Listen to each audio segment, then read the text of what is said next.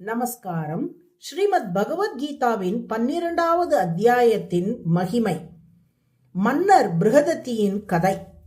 கோலாப்பூர் எனப்படும் புனித தலத்தில் மகாலட்சுமி தேவியின் பழமையான ஆலயம் அமைந்துள்ளது.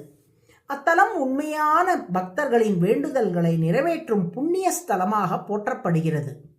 ஒரு நாள் உயர்ந்த குணங்களும் அழகும் கொண்ட இளவரசன் ஒருவர் கோலாப்பூருக்கு வந்தார்.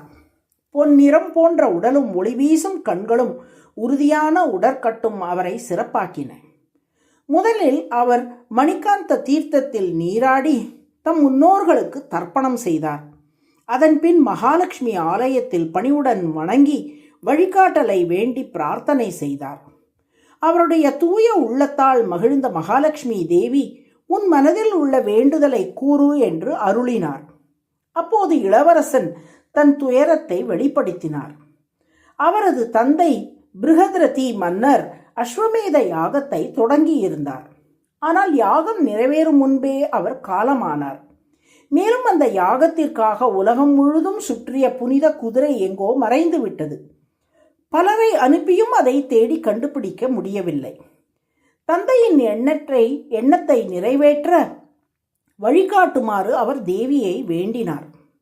மகாலட்சுமி தேவி, என் ஆலயத்தின் வாயில் அருகே சித்த சமாதி என்ற மகான் வசிக்கிறார்.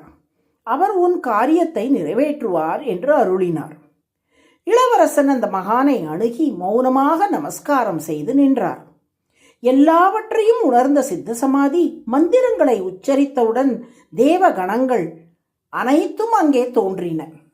அவர் அவர்களிடம், இந்த இளவரசனின் யாக குதிரையை இந்திரன் இரவில் எடுத்து சென்றுள்ளான்.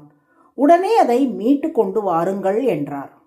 ஒரே கணத்தில் அந்த குதிரை மீண்டும் கொண்டு வரப்பட்டது. அதிர்ச்சி அடைந்த இளவரசன் மகானின் திருவடிகளில் விழுந்து, இத்தகைய அற்புத சக்தியை நீங்கள் எவ்வாறு பெற்றீர்கள் என்று கேட்டார். பின் தன் தந்தையின் உடல் எண்ணெயில் பாதுகாக்கப்பட்டுள்ளதையும் அவரை உயிர்ப்பிக்க வேண்டும் என்ற விருப்பத்தையும் தெரிவித்தார். சித்த சமாதி அவருடன் அந்த இடத்துக்கு சென்றார். மந்திரங்களுடன் புனித நீரை மன்னனின் தலையில் தெளித்தார். உடனே பிருஹத்ரதி மன்னர் உயிருடன் எழுந்தார். ஆழ்ந்த உறக்கத்திலிருந்து விழித்தது போல் எழுந்தார். மன்னர் வியப்புடன், இந்த தெய்வீக சக்தியை நீங்கள் எவ்வாறு பெற்றீர்கள் என்று கேட்டார். அதற்கு சித்த சமாதி அமைதியாக சொன்னார், நான் தினமும் ஸ்ரீமத் பகவத்கீதையின் 12ஆம் அத்தியாயத்தை பாராயணம் செய்கிறேன். இதை கேட்ட மன்னர் அந்த அத்தியாயத்தை மகானிடம் கற்றுக்கொண்டார். காலப்போக்கில் மன்னரும் இளவரசனும் கிருஷ்ண பகவானின் திருவடிகளை அடைந்தனர்.